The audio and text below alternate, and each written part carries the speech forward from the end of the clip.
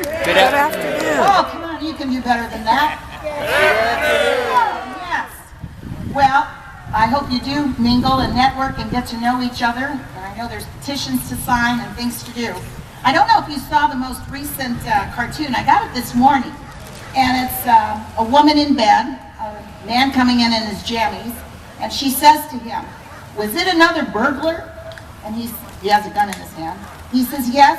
And the burglar said, if I didn't go back to bed, he'd call the police and tell them I still have my gun. I kind of missed up that. But it's a cute cartoon. If anybody wants to see it, I've got it here.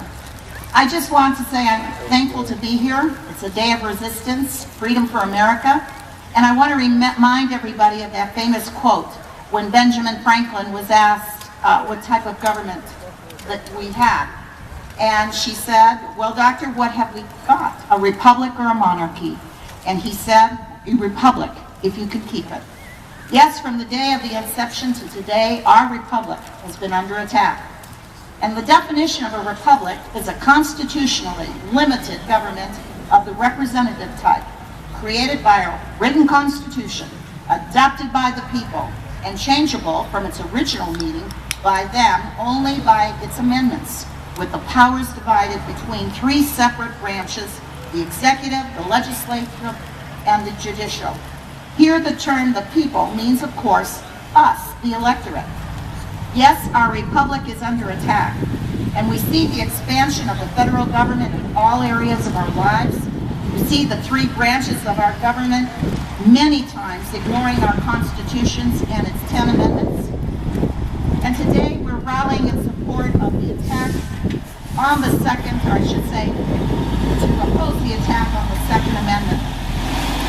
You know, Rahm Emanuel, I think you're all familiar with him. He is presently the mayor of Chicago, and he was the White House chief of staff to President Obama, and now mayor of, as I said, of Chicago. I quote, "You never let a serious crisis go to waste." And what I mean by that, it's an opportunity to do things you think you cannot do or you could not do before. And you see this in many areas of different issues nationwide today, but you especially see it on the attack on the Second Amendment, where they take situations that have happened by mentally ill people and they come out with what they think is a solution, but it isn't a logical solution to the crisis. It's expanding government, attacking, in this instance, our Second Amendment. So we see this day in and day out where a crisis can be used for expanding government powers at the federal, the state, and even local governments. I want to remind you that there's something that collectivists, those that want to expand government, utilize, and that's the power of executive orders. If you're not familiar with executive orders, please Google, do research, pay attention to these executive orders. They can come out of the federal government. Boy, they're coming out rather rapidly. They can come out of state government. But I just want to say that President Obama, you probably read, has promised that if Congress does not attack the Second Amendment, use different words, and the right of Americans to keep and bear arms, he will attack that Second Amendment through executive orders and actions. And this was reported by the New York Times, so it has to be true. So I'm asking you, and all the speakers I'm sure today, to get involved now. Ask the question of all your elected officials. I see the sheriff has acted here, but where do they stand on the Second Amendment?